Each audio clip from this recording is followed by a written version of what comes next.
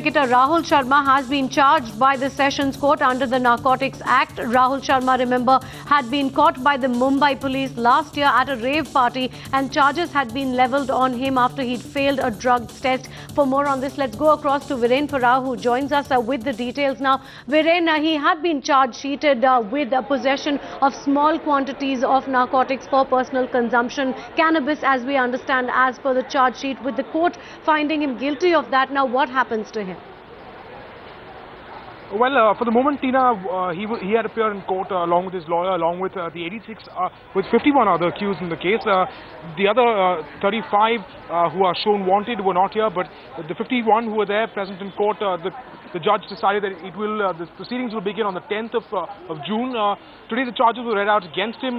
It remains to be seen now how this case proceeds, but the 10th of June is when the proceedings will begin in this case, and his lawyer will be back along with the lawyers of all the other accused in this case. Also, we believe there are others like Wayne Parnell, for example, who are in fact considered absconding in the case. Is there any action that is being taken against them as well? Well, Tina, for the moment, none.